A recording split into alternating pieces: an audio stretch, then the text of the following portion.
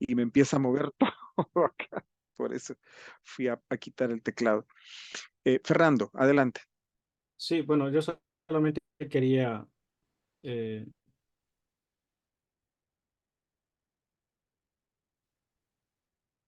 Hola, hola, Fernando. mencionar tópicos. Hola, ¿me escucha? Entrecortado, Fernando. Hola, bueno, no sé si ahora. Hoy sí le escuchamos. Bueno, en la lectura mencionaban sobre el relativismo ético que esto da como resultado un laberinto de criterios contradictorios. Entonces,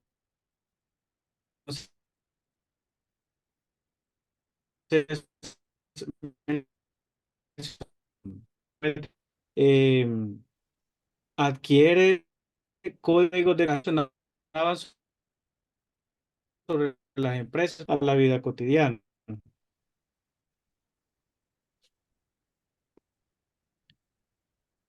Fernando, lamentablemente no le escuchamos bien. De repente ¿ustedes le escuchan claro o soy solo yo el que le escucha entrecortado? Te escucha entrecortado. A A ver, mí se me fue la señal de él. Está sí, entrecortado, tal vez pueda ser el internet. sí, el internet dice, escriba Fernando aquí en el chat y yo lo leo. Su idea general. Adelante, Guadalupe. Está con el micrófono apagado, Guadalupe. Perdón, con respecto a su pregunta, para mí la respuesta es, debo ser siempre correcta, me vean o no me vean. Que si lo pueda lograr o no, pues yo pretendo que sí, pero la verdad es que creo que aquí tendríamos que usar mucho del relativismo porque no es fácil vivir en un mundo que no es correcto. Ah, Entonces, y la verdad que muchas veces creo que no podemos distinguir o no podemos separar nuestra base moral o religiosa del área profesional. Para mí eso sí es bien importante. Y también sé que desde el punto de vista de mis principios morales, pues yo tengo que respetar, pero no por eso quiere decir que debo de aceptar. Entonces, sí, para mí la respuesta es sí, siempre tengo que ser correcta. exacto. Bien, sí, definitivamente, ¿verdad? Definitivamente debemos de actuar siempre y en todo momento con ética. Personalmente, y tenemos la libertad todos, personalmente me inclino más por el universalismo ético, porque nos traza un estándar, ¿verdad? Nos traza un estándar. Cuando, cuando yo quiero adaptar las normas y las, sí, cuando yo quiero adaptar las normas a mi situación particular, entramos en el relativismo. Y eso es peligroso, ¿verdad? Eso es peligroso. Y ahí entramos entonces a donde sobre estas concepciones del universalismo o el relativismo en la ética tienen que prevalecer unos valores fundamentales que eran de los que hablábamos la semana pasada, ¿verdad? Hay valores fundamentales que no están en discusión. Hay valores que no están en discusión y que son universalmente aceptados en todas las culturas y en todas las sociedades. Esa es la ventaja entonces del universalismo ético, porque si no, caemos en la, diría yo, en la trampa de querer adaptar a nuestras condiciones, adaptar, sí, a mi situación, y ahí puedo caer entonces en problemas, ¿verdad? Eh, cuando decía, ¿quién lo mencionaba? Perdóneme. Mencionaba lo de los sobornos. Yo siempre recuerdo que cuando estaba yo, y en el año 89 de director de una unidad de salud. Íbamos a comprar acetaminofén. Eh, y yo dije a la secretaria en ese momento, mire, pregunte, ¿verdad? Hay que, habían dado la indicación, busquen 3 cotizaciones y compren. Listo. Y llegó alguien de una empresa farmacéutica y yo estaba en el área rural. El doctor, por cada, por cada frasco de acetaminofén que usted nos compre, le vamos a dar a usted un colón. Y yo iba a comprar 3,000 frascos. Es decir, que me iban a dar 3,000 colones. Mi respuesta fue, ¿qué me está diciendo? Sí, doctor, vamos a darle a usted por cada, ¿me lo va a dar a mí? ¿Y cuál es la intención? No, no, no, no, doctor, ¿verdad? Va a ser un cheque a su nombre y usted puede disponer de eso para lo que usted estime conveniente en el establecimiento. Mire qué alegre, le dije. Y pedí que por favor no se comprara a esa, a la persona esta de ese laboratorio, ¿verdad? Porque al final era un soborno, ¿verdad? Era un soborno. Sí, con eso iba a pagar yo la energía eléctrica, pero porque había una factura como de 4,000 colones de energía eléctrica pendiente de pagar, pero ¿cuál iba a ser el costo? Claro, si yo me hubiera ido por el lado del relativismo ético, era correcto que yo aceptara eso porque iba a abonar a la factura de energía eléctrica, pero se daba muchas cosas. Entonces, me parece personalmente que el lado por el que nos podemos ir es más por el universalismo ético.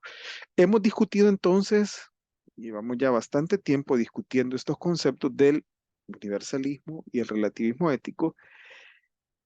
Si quieren un poco en el área o en el campo personal o de la vida cotidiana. Quisiera que reflexionáramos ahora en grupos pequeños sobre 2 preguntas y anótenlas porque va a ser una reflexión en grupos pequeños.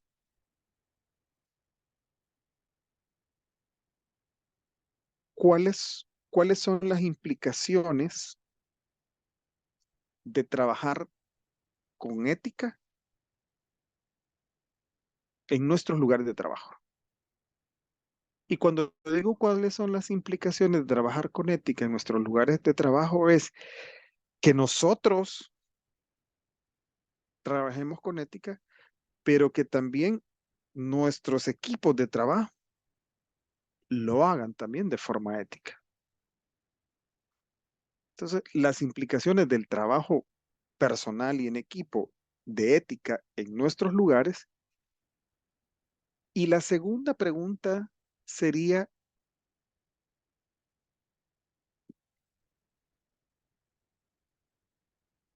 segunda o tercera pregunta es, ¿será posible trabajar con ética en nuestros lugares? ¿Y cuáles serían esas brechas para trabajar con ética? ¿Será posible trabajar con ética? ¿Y cuáles serían las brechas que deberíamos de superar para ese trabajo con ética?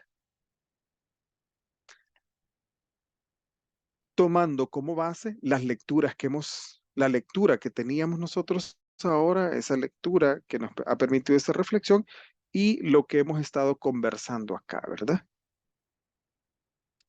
Vamos a dividirnos en grupos pequeños durante unos 20-25 minutos para regresar luego acá para ir poniendo un poco en común esto, ¿sí?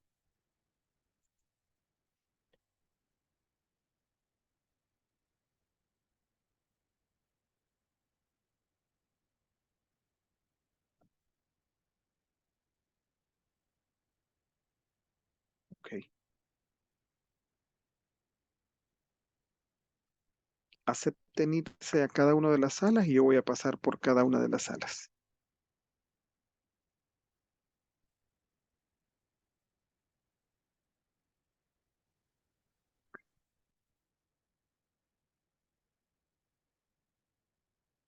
Hola, buenas noches a todos. Buenas noches. No me había ido a dormir, andaba por los grupos.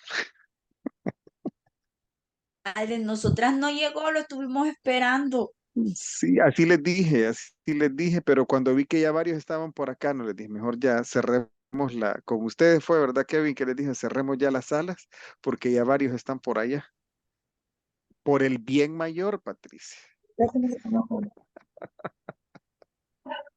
Doc, no se le vaya a olvidar hablar del bien mayor, oiga. Sí, sí, sí, sí.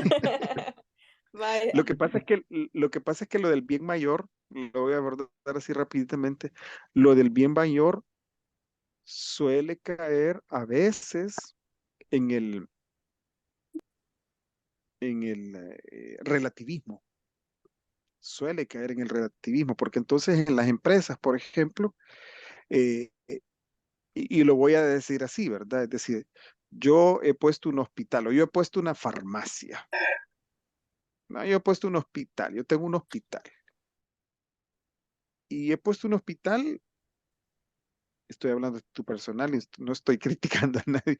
Yo he puesto un hospital porque yo pues ya me quiero jubilar y el hospital va a ser mi otra fuente de ingresos. ¿Sí? Entonces ahí, perdóneme, pero no me interesa curar, atender, me interesan las ganancias. Mi bien mayor, mi bien mayor es la rentabilidad de mi negocio. Y ese bien mayor de la rentabilidad de mi negocio pasa por sobre otros valores que son considerados fundamentales, como la honestidad y la responsabilidad.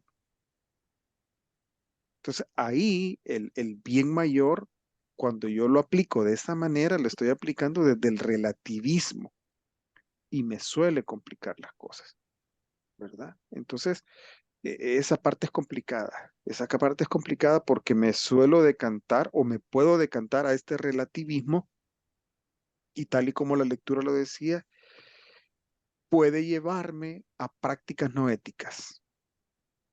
Puede llevarme a prácticas no éticas, ¿verdad? Ah, hay un libro que yo lo he prestado y ahorita que estoy aquí en la clase con ustedes, ya lo anoté que lo voy a ir a buscar. Y yo recibí un curso de ética se llamaba el curso Ética Global cuando era docente en la Matías Delgado allá por el 2001. Y el libro se llamaba Cómo las personas buenas toman decisiones difíciles. Porque lo que planteaba el libro es cómo tomar decisiones cuando lo que están en contraposición son dos valores fundamentales. Verdad y lealtad, un poco lo que yo les decía, el dilema moral de mi hijo de la semana pasada, ¿verdad? Verdad o lealtad son dos valores fundamentales. ¿Sí? Entonces, ese libro, Patricia, aborda este tema de ese bien mayor, ¿verdad? Que definitivamente, cuando viene aplicado, el bien mayor es, es lo que me permite esa tercera salida. Cuando yo estoy entre verdad y lealtad, pongo el bien mayor y ese es mi punto de decisión, digamos, el bien mayor. Pero mucho cuidado, porque si mi formación es relativista o utilitarista, yo me voy a ir por lo otro. Entonces, por eso, eh, el universalismo ético es lo que nos suele dar mayores beneficios. Nos suele dar mayores beneficios. Aunque el análisis del bien mayor no está mal, no está mal. Y hay toda una, sí, pero siempre y cuando yo tenga unos valores fundamentales que sean inquebrantables. Porque si yo antepongo la rentabilidad de mi negocio del hospital por sobre la salud de las personas, ¿actuaré o no actuaré con ética? No voy a actuar con ética. No voy a actuar con ética, ¿verdad?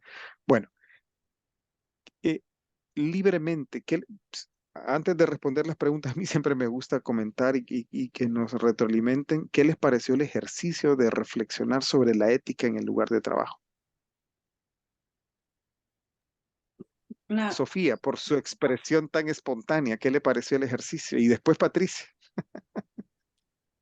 Y después Marianela. Sofía Irene, perdón, ya vi que hay dos Sofías. Sofía Irene. No, pues me pareció una dinámica bastante bonita porque nos da el espacio para podernos expresar nuestros puntos de vista, para poder aportar eh, ideas y para poder complementar también con los compañeros del grupo. eh, bueno, todas las preguntas y uno iba aportando una cosa, el otro iba diciendo otra cosa, entonces es lo bonito de la dinámica. Sí, me gustó mucho. Y nos retroalimentamos positivamente. Patricia, por el bien mayor. Por el bien mayor, doctor. ¿Qué le pareció el No, ejercicio? bastante bien. Habían muchas cosas en común que pensamos con las otras dos compañeras y es que, bueno, lo voy a decir el análisis que nosotros hicimos. Bueno, de la Adelante, primera adelante. pregunta, ¿cuáles son las implicaciones de trabajar con ética en nuestro lugar de trabajo? Pues las implicaciones es que se pueden ver de dos maneras, una tanto como para el paciente o con nuestro personal administrativo.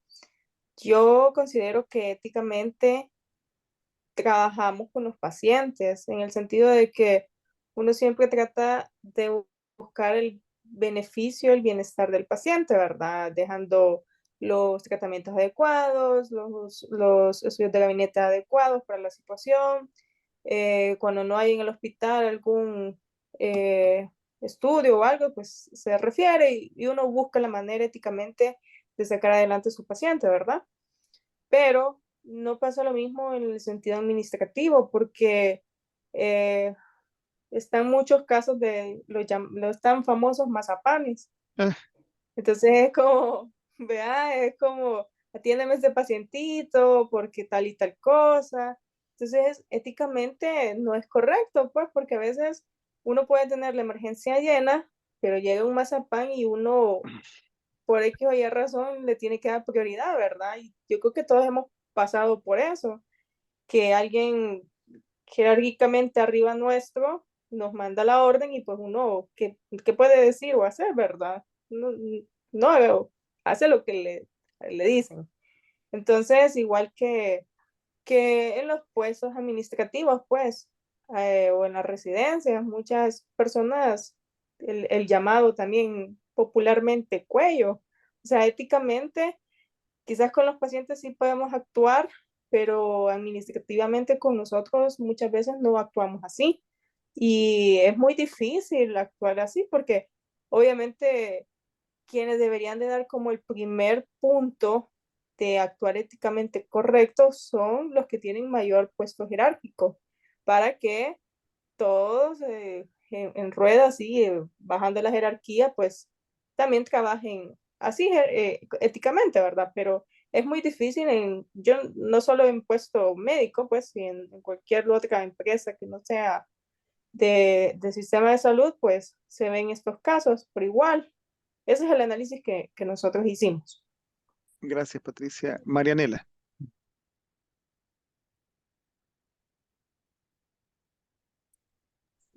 Estuvimos en el mismo grupo con Patricia. Ah, O sea, vaya. realmente, ajá, ajá. Listo. ¿Alguien más que nos quiera comentar ya un poco de los resultados de la discusión que tuvieron en el grupo?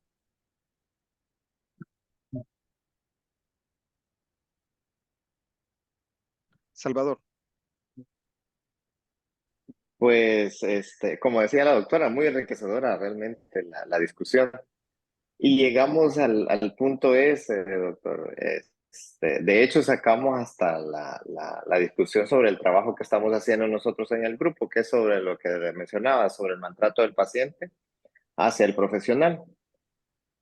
Y basados en estos principios de ética, de repente concluimos, ¿verdad? Así de la nada, era como que vuela, o sea, realmente no es el paciente tiene a veces una actitud eh, negativa, Retadora, ¿verdad? Hacia el retadora. profesional, Ujú. retadora, y lo decían de los medios, las redes sociales y todo.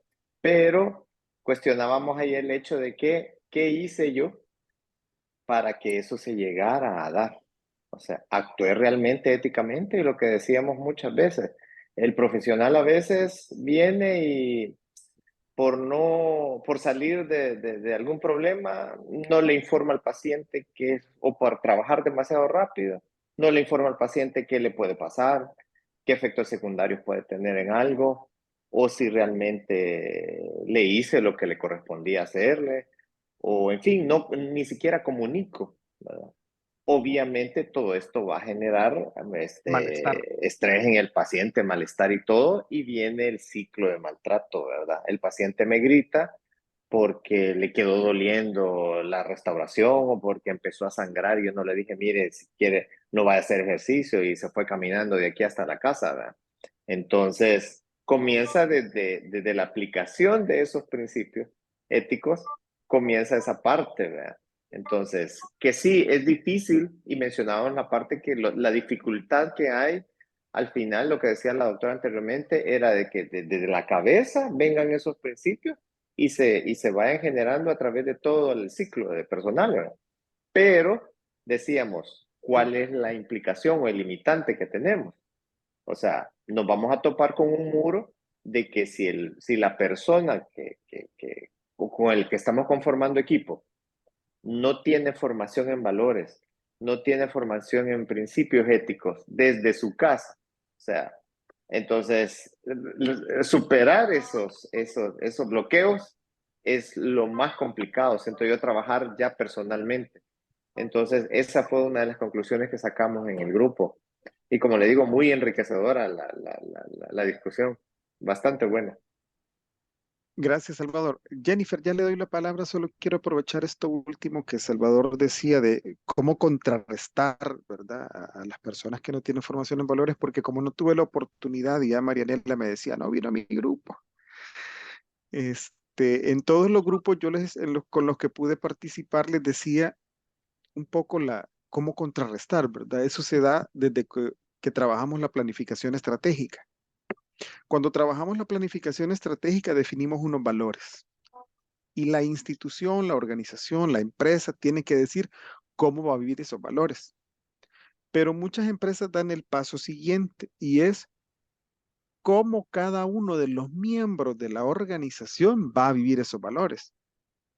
De manera que toca decir cómo Jennifer, Patricia, Guadalupe, Marianela, Sofía, Karina, Betania, Sofía Irene, Roxana, Salvador, Kevin, Mauricio, van a vivir esos valores desde su posición como polivalente, como gerente, como responsable como cada uno.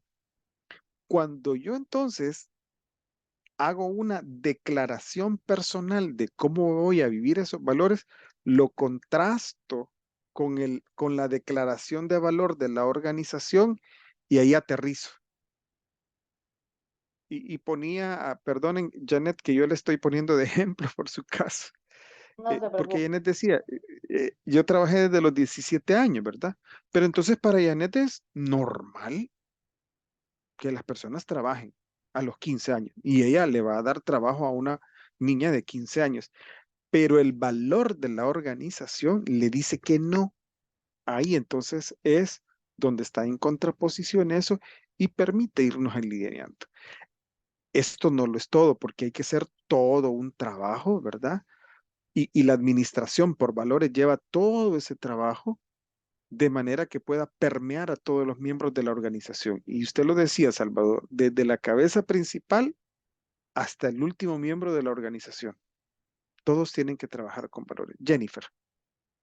Vaya, fíjese que nosotros empezamos nuestro análisis tomando en cuenta algo que citaba en la bibliografía que usted nos proporcionó, que decía que la prueba de fuego para saber si el código de ética de una empresa es una fachada es la medida en la que se aplica al diseñar las estrategias y el operar el negocio en el día con día.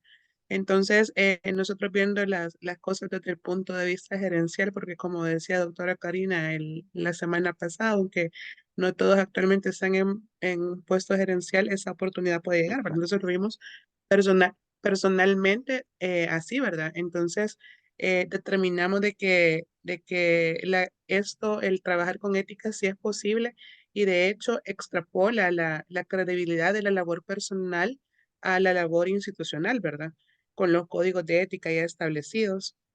Entonces, pero esto es un continuo, no es solo que yo voy a decir, vamos a trabajar acá y esta es la línea estratégica, sino que de mi parte gerencial implica que yo también esté evaluando continuamente el cumplimiento de estas líneas estratégicas basados y teniendo en cuenta lo moral y lo ético, ¿verdad? Entonces, eso incluso me va a llevar a ser un buen líder porque estableciendo la estrategia de trabajo y verificando el continuo cumplimiento de esta, eh, va a ser todo fluido con el equipo de trabajo, ¿verdad? Va a haber mayor comunicación, va a haber mejor ambiente laboral, ¿verdad? Y los resultados institucionales pues se van a extrapolar, como lo dije anteriormente. Y brechas un montón, ¿verdad?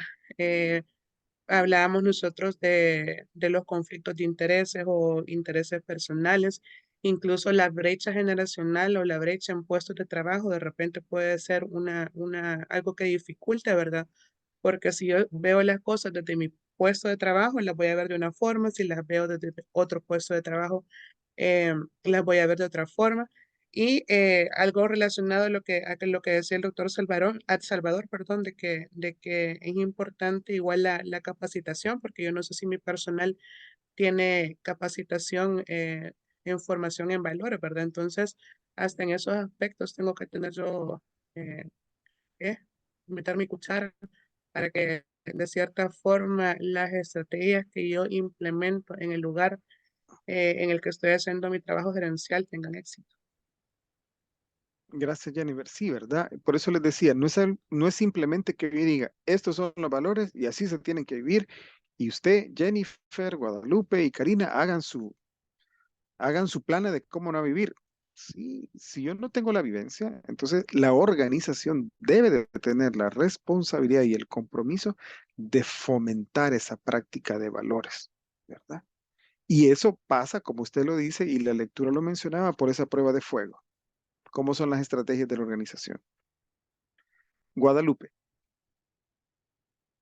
Solo, perdón, les acabo de habilitar en el campus para que un miembro del grupo, por favor, solo que no lo dejé, para que un miembro del grupo pueda colocar lo que se ha trabajado esta noche, esta tarde noche. Está colocado ahí, ¿verdad? Está abajo de la tarea del proyecto integrador, está colocado eso para que cada un representante del grupo lo pueda colocar. Adelante, Guadalupe. Sí, doctor, gracias. Bueno, ahora nos tocó en un binomio a Mauricio y a mí.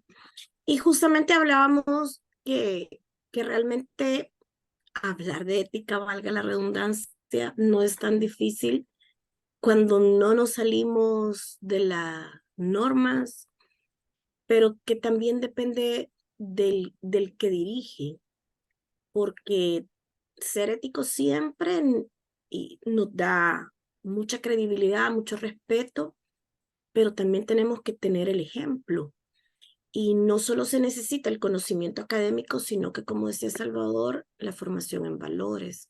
Entonces, saber decir no cuando es no, eso es bien importante. O sea, ahí es parte de la actitud y de la forma como sea nuestro carácter. Eso también muchas personas tomamos lo que dijo Bessie, cuando el hambre aprieta, pues es difícil la situación. Y esperamos pues que no tengamos que estar en situaciones tan complejas y relativas con esto, pero se da, lamentablemente las tenemos.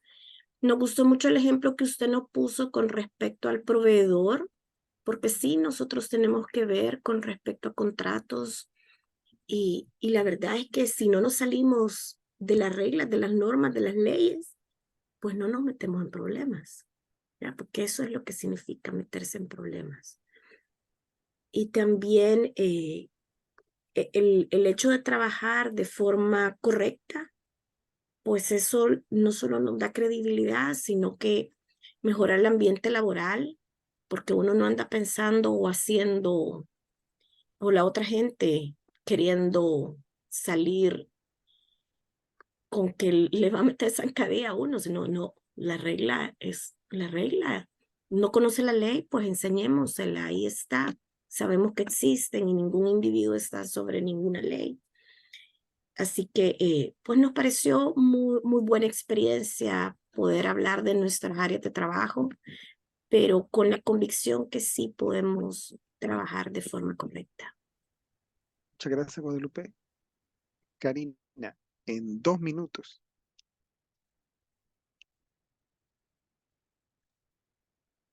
Hola, doctor. Vaya, no me gusta que me presionen tanto, ¿verdad? Pero bueno, según nosotros, bueno, según el grupo, pues tenemos, cuando se relacionaba a implicaciones de trabajar con ética, nosotros la valorizamos como en ventajas y desventajas de ellas.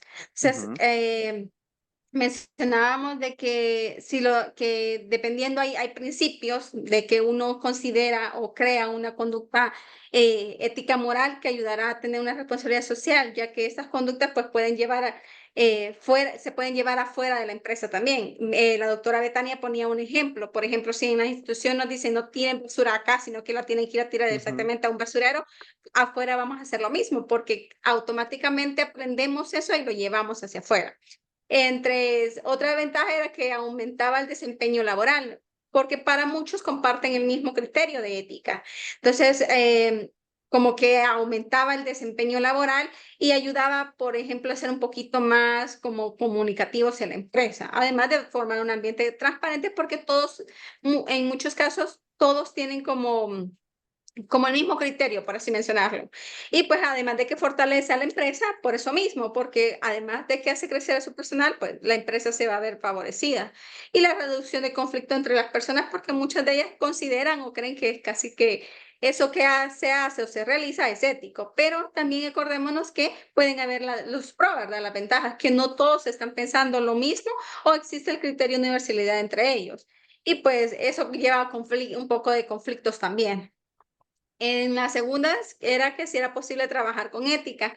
Para nosotros o lo consideramos difícil, porque para muchos refieren que o utilizan el relativismo ético, con lo que ya habíamos hablado. Entonces creemos que eso sí se podría, pero que era bastante difícil y que muchas veces las empresas van a como a trabajar o van a hacer lo correcto que es para ellas. Por ejemplo, aún cuando otras personas no lo vean éticamente bien, por así mencionarlo. Y la última es que para las brechas, pues principalmente nuestros jefes son los que deben de dar un poco del ejemplo o de tener los criterios éticos para defender cada uno de los códigos de conducta del personal, ¿verdad?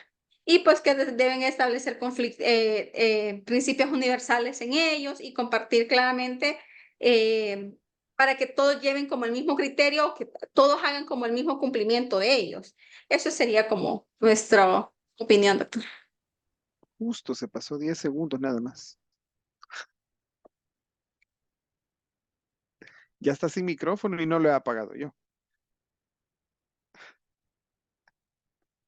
Bien, definitivamente entonces trabajar con ética tiene múltiples ventajas. Trabajar con ética tiene múltiples ventajas.